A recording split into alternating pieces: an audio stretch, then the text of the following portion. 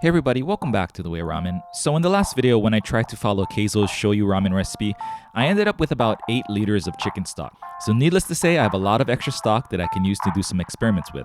It's been a long time since I made a tantanmen, and the only real attempt on this channel is when I was first trying to learn how to make ramen, and it was just kind of like a train wreck, Cringe Fest 2019. You can go watch the video, it's still on the channel. And I tried to use one Costco chicken to make the soup. It's embarrassing. Anyways, I also did a quick and easy tantanmen video, which was a translated recipe, and I honestly thought that one tasted pretty good. But what I wanted to do today was just see how far I've come from that kind of embarrassing bowl in 2019, see if I got any better at making ramen, and so that's what I wanted to do today. So since I'm using leftovers for this bowl, the soup, tare, and noodles are already done. I really only have to make a couple of things to make a bowl of tantanmen. And also, before anybody comments, this isn't dandan noodles. Yes, this is the Japanese take on dandan noodles. It's more like a ramen, and what people in China call dandan noodles, people in Japan actually call soupless tantanmen. Anyways, moving on, I'm gonna start off by making a negi or scallion oil because this will be the base for the 2 ingredients that I need for tantanmen. The chimanjang, which is like a sesame paste sauce, kind of like a tahini, and the rayu, which is a hot chili oil. I'm loosely basing the recipe for the oil and the rayu off a recipe from a Michelin star restaurant called Nakiryu, which has a phenomenal tantanmen, and it came from one of the old Japanese recipe books that I have. So I start off by dicing up some green onions and mincing some garlic. I then got about 400 milliliters of vegetable oil into a pot, and this was actually honestly too much oil. I should have used maybe about a cup of oil for the amount of aromatics that I had cut up, but I dumped the aromatics in along with 1 piece of star anise and a 2-gram piece of a cinnamon stick. I then fried this at a medium heat until the aromatics were almost about to burn, and then I strained out the oil.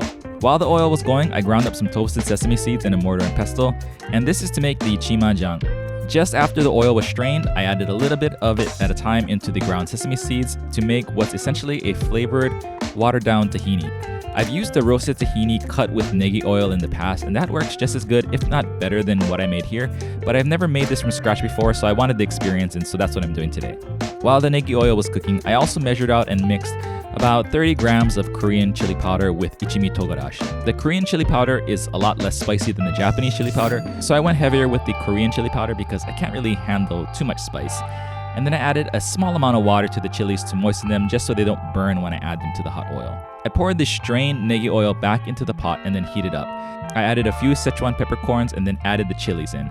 And I think the amount of oil that I had was too much, and I'm pretty sure I still burnt the chilies even though I added a little bit of water, but the rayu still tasted pretty good, so I kept it. And I think the next time I'm just going to be more aware of the amount of ingredients that I'm using to get a better final result for this spicy oil. For the toppings, I'm gonna go very simple, and I'm just doing a niku miso and some bok choy. So for the niku miso, I saw a couple of recipes on YouTube that were really simple, so I just wanted to try this out rather than the one that I made in the previous video.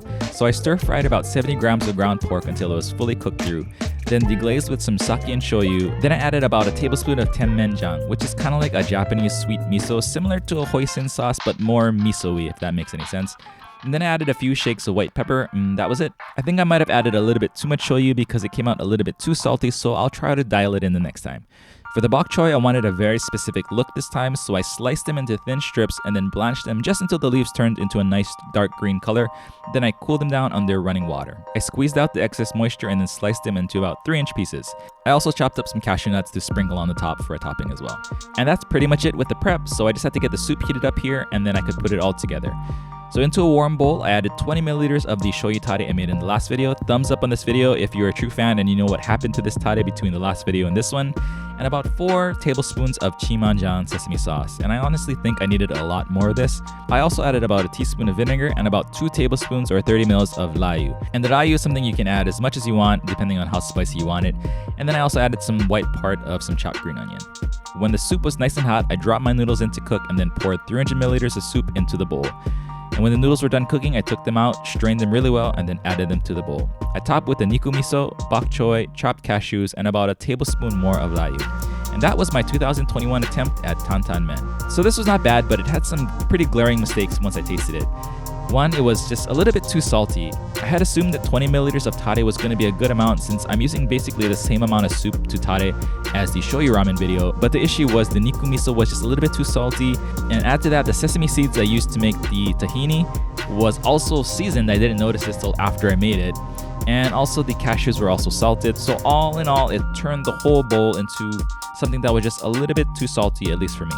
What I should have done was just added a little bit more stock into the bowl, but honestly it tasted pretty good, so I just kept eating it, and then by the time I realized like, oh my god, this is actually really salty, I had pretty much eaten the whole bowl, so I didn't do that.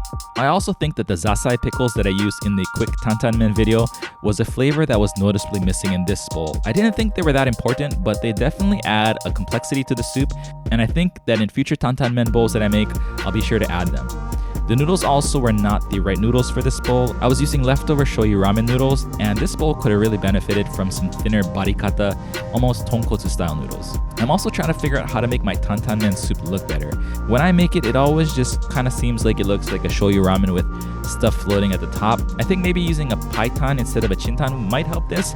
I also know some people cut the chicken stock with soy milk, which would work, but I'm not quite sure if this is what the shops in Japan do. I probably just need more sesame paste, and I also need to work on making a better sesame paste as well. Lots of notes from this bowl, still a work in progress and lots to improve on, but overall a definite upgrade from the horrendous first tantanmen I made on the channel. I think it's just gonna take some tweaks and some technique refinement to dial it in from here.